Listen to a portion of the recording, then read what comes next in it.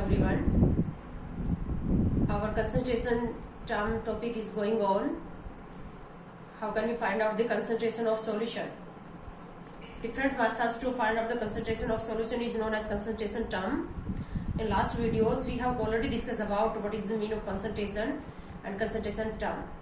We have already discussed two concentration term. One is the mole fraction and second is the percentage of solution. Now we take some numerical related to the interconversion of these two concentration term. Interconversion of different concentration term is a very important topic. You are given one concentration term and you have to calculate the other concentration term. For example, if we given the percentage of solution and we have to calculate the mole fraction of any component, solute or solvent, and vice versa. If we given the mole fraction and we have to calculate the percentage of solution. So now we take some numerical related to the interconversion of these two concentration term, mole fraction and percentage of solution. I have wrote one problem here. 10% W by W aqueous solution of urea. Find out mole fraction of urea. आपको solution का percentage दे रखा है 10% W by W aqueous urea solution. जब मैंने आपको ये percentage method करवाया था तो मैंने आपको बार बार बोला था कि ये आपको परसेंटेज निकालने के लिए सॉल्यूशन की परसेंटेज निकालने के लिए शायद नहीं देंगे, लेकिन आपको परसेंटेज दी जाएगी. तो जो आपको परसेंटेज दी जाएगी उसी से आपको समझना है कि इसमें सोल्यूट कितना है, सोल्वेंट कितना और सॉल्यूशन कितना है. So what is the mean of 10% W by W aqueous urea solution? 10%. It means 10 gram solute present in 100 gram solution.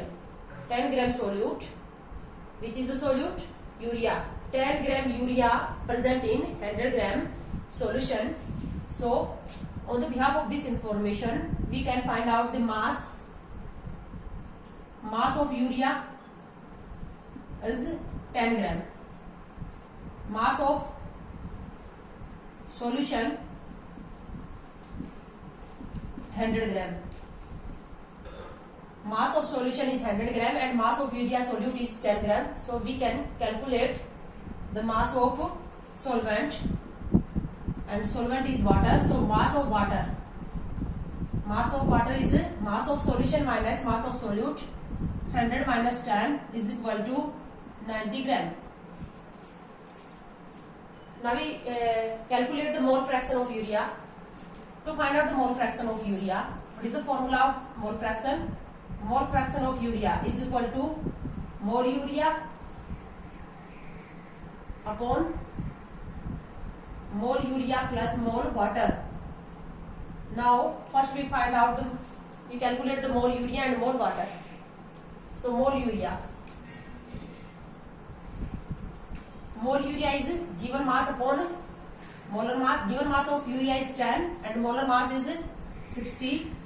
Urea is an important compound. It is also included in your NEET and JEE syllabus. So you must learn the molecular mass of urea is 60.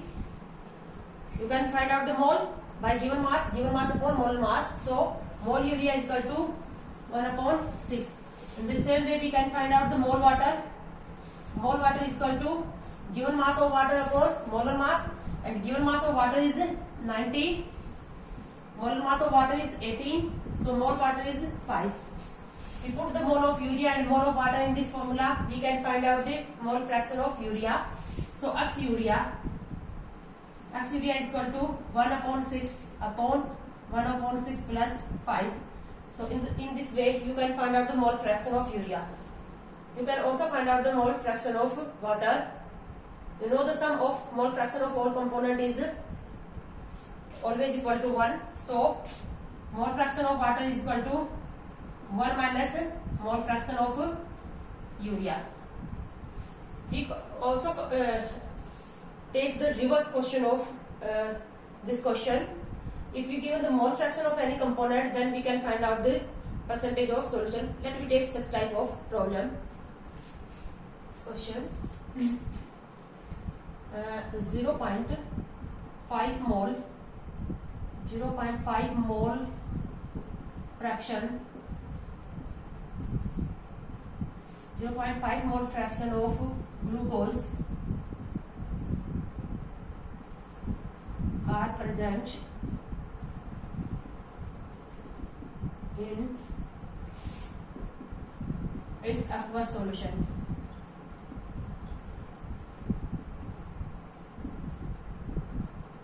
Find out W by W percentage of solution. What is the problem? 0.5 mole fraction of glucose are present in its aqueous solution. Aqueous solution means a solution in which solvent is water. So 0.5 mole fraction of glucose. Glucose act as solute and water act as solvent. Find out the W by W percentage of solution. W by W percentage solution mean how much amount of solute in gram present in per 100 gram of solution. So if you want to calculate, we have to calculate the W by W percentage. Then we can find out. We have to find out the mass of solute, mass of solvent, and then find out the mass of solution. We have given the mole fraction of glucose. The mole fraction of glucose. Mole fraction of glucose is 0.5. So it is right. The mole of glucose upon mole glucose plus mole water. Right? Mole fraction of glucose is 0.5, and the formula of mole fraction is the mole of component upon total mole. So mole fraction 0.5 is equal to mole glucose upon mole glucose plus mole water. We can write 0.5 is equal to 5 upon 10 or 1 upon 2 mole glucose upon mole glucose plus mole water. 1 upon 2 we can write it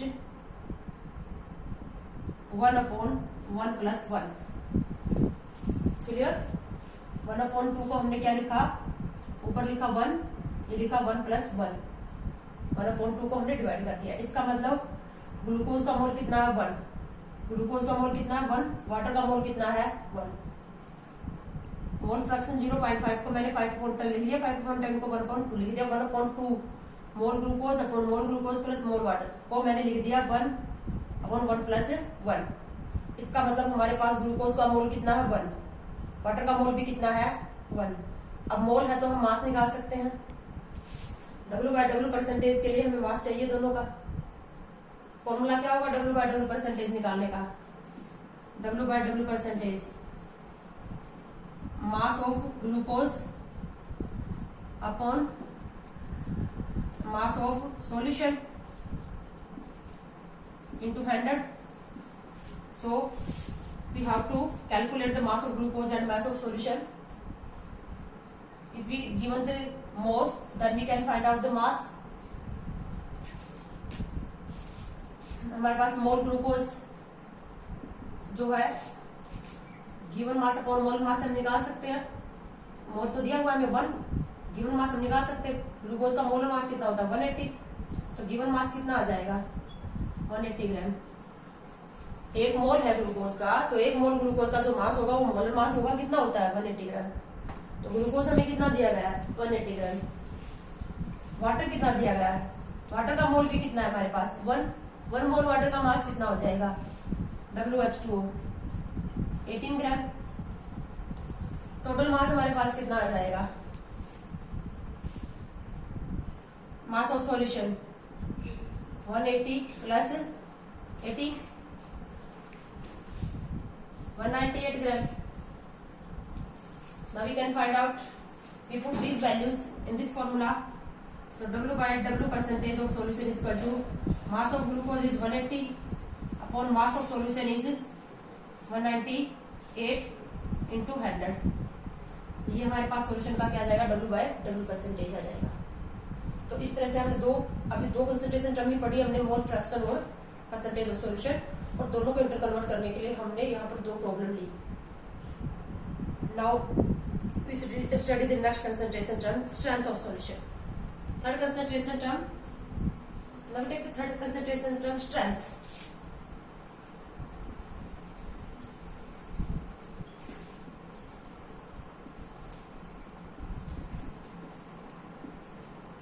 strength of solution. What is the meaning of strength of solution? Amount of solute in gram present in per liter of solution is known as strength.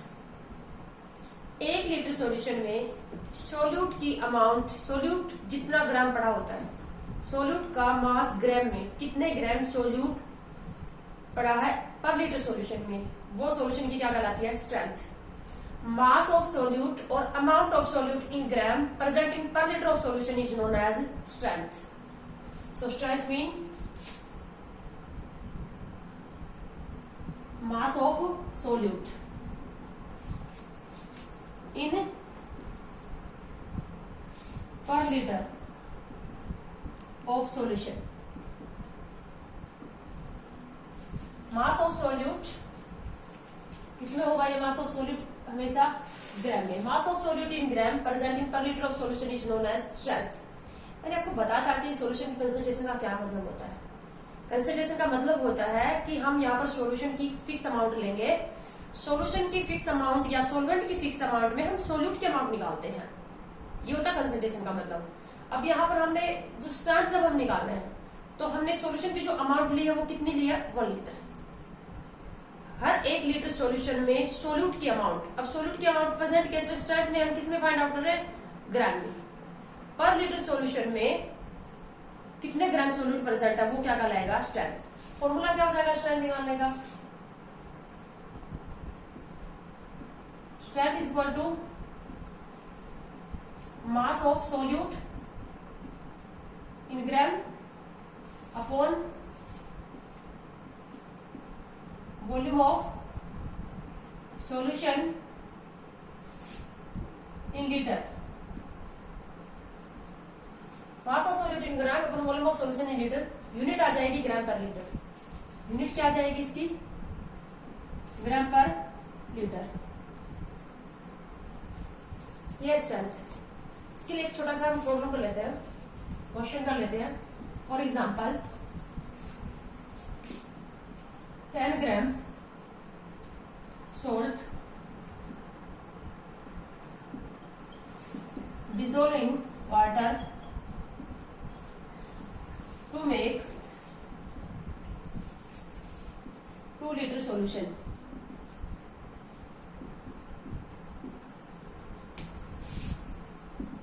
Find out strength.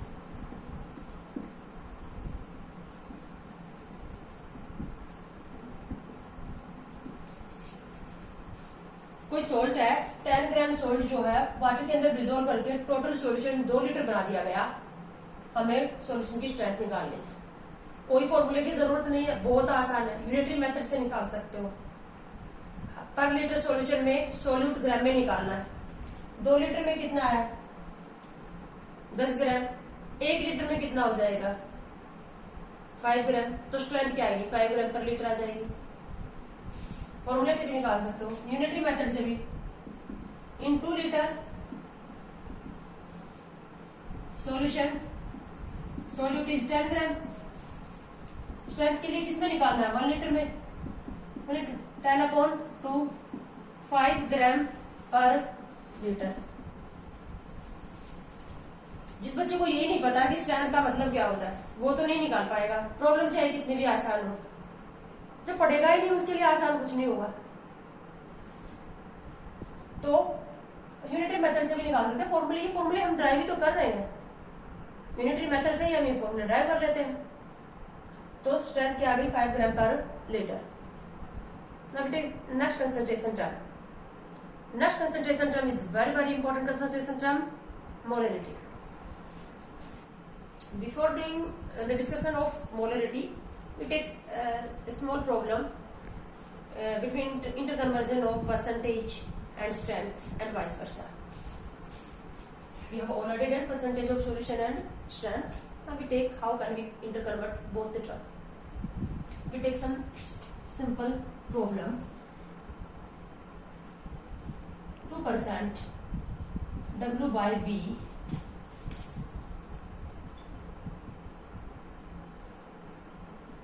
aqueous solution of urea. 2% W/V aqueous solution of urea. Find out its strength.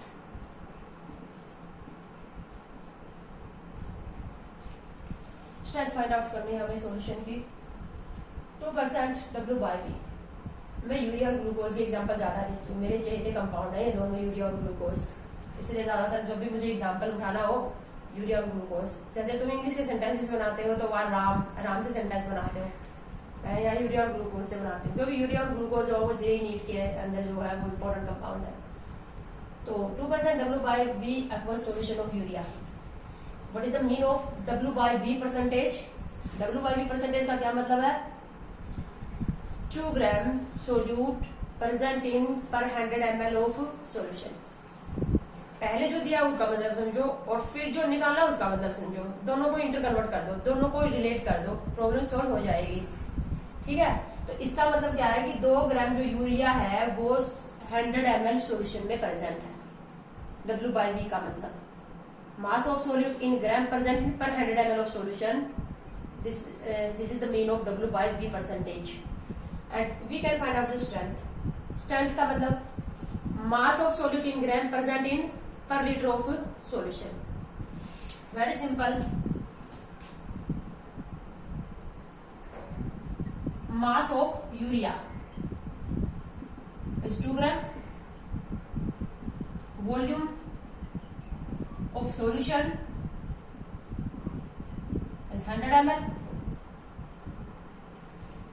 To find out the strength, her 1 litre solution में solute कितने gram है? ये जो 2 ग्राम solute है, 2 gram urea है, ये 100 ml solution में है ना, 1 लीटर में निकालना स्ट्रेंथ के लिए. 1 लीटर को क्या मैं 1000 ml बोल सकती हूँ? तो 1000 ml 1 लीटर बोले या 1000 ml एक ही बात है. तो 1000 ml सॉल्यूशन में सोल्यूट कितने ग्राम होगा, वही क्या होगी स्ट्रेंथ. न्यूट्री मेथड से निकाल सकते हैं. इन 100 ml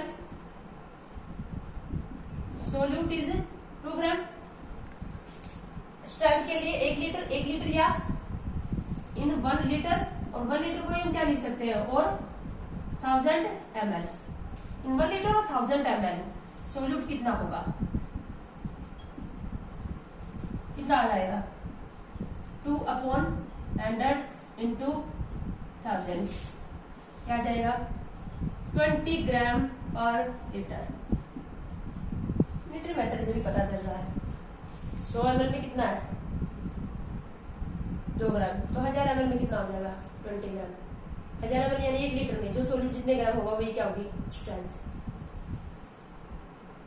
मोल फ्रैक्शन भी निकाल सकते हो तुम इससे, बट मोल फ्रैक्शन के लिए तुम्हें सॉल्यूशन की डेंसिटी देनी चाहिए.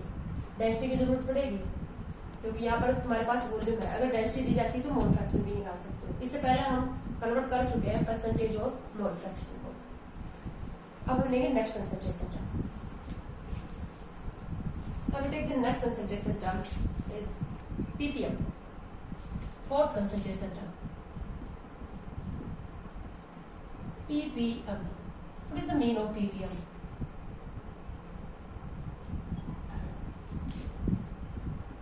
Parts per million.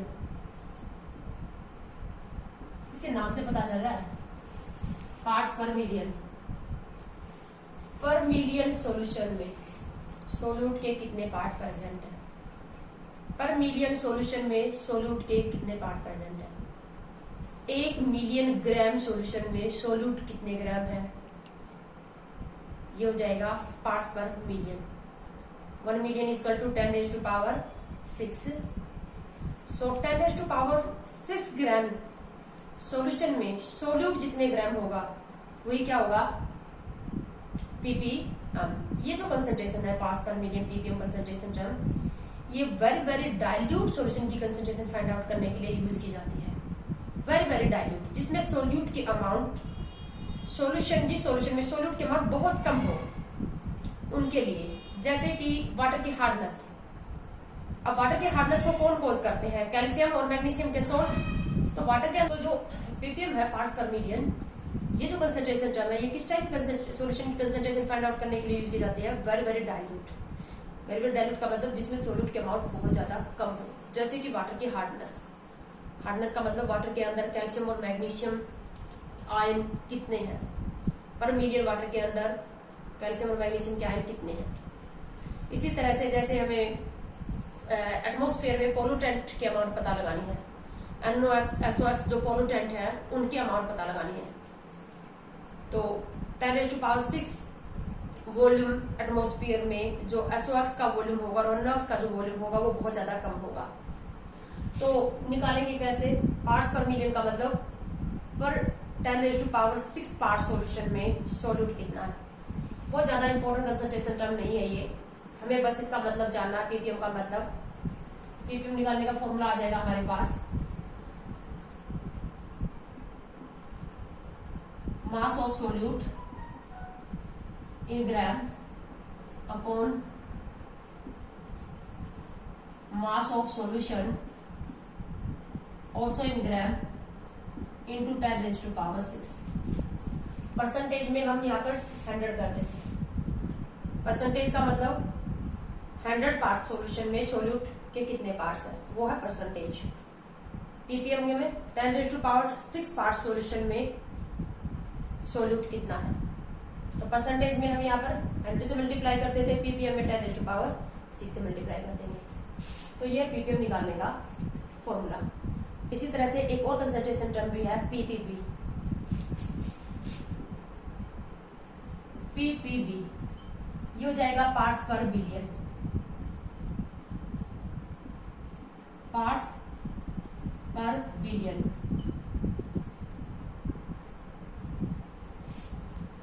One billion का मतलब 10⁸ पार्ट्स। सॉल्यूशन के 10⁸ पार्ट्स में सॉल्यूट कितना है, तो पीपीबी निकालने का फॉर्मूला क्या आ जाएगा हमारे पास,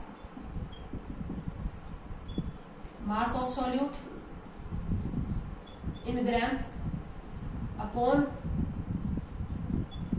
mass of solution in gram into 10⁸। तो ये ज्यादा वैसे कॉमन कंसंट्रेशन टर्म नहीं है, पर जस्ट नॉलेज के लिए हमें इनको याद रखना पड़ता है। कहाँ पर यूज होती हैं दोनों ही concentration term, to find out the concentration of very very dilute solution, for example to find out the hardness of water, to find out the amount of pollutant in atmosphere. तो इस lecture के अंदर ही NF है आज का। ये next जो concentration term है वो नेक्स्ट लेक्चर में पढ़ेंगे हम।